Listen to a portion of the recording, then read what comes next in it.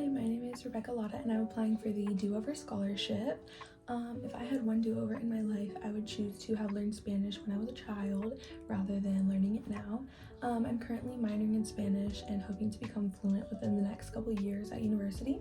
Growing up, my father is Mexican and my mother is American, so in the household we didn't speak a lot of Spanish because my dad was the only one that was fluent, so nobody else really understood Spanish other than him, and we would have days where he said we would only speak Spanish, but it typically didn't last past breakfast time, so I never really got to understand Spanish or speak Spanish in my house, with my family, with my friends, or at all really. My dad's side of the family all speak perfect Spanish, they're fluent. For most of them it was their first language, and my grandmother on his side of the family spoke entirely Spanish and only a little bit of English, which was opposite of me, who spoke entirely English and only a tiny drop of Spanish. Growing up, going to my grandma's house was always super fun. She made amazing food for us and it was super fun to hang out with her and her pets and my uncles and everyone, but it was a little bit awkward for me because it was hard to communicate since we spoke two different languages. There was definitely a language barrier there.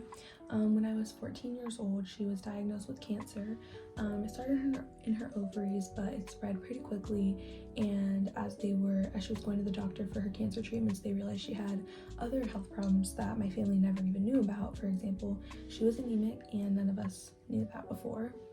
Time passed and her health devolved very quickly. She was getting worse and worse every single day, and we would spend more time as a family just to cherish the last moments that we had with her, but I was still barely able to hold a conversation in Spanish. Unfortunately, in April of 2021, she did pass away, and I always regret not learning Spanish when I was a child so that I could have communicated with her better.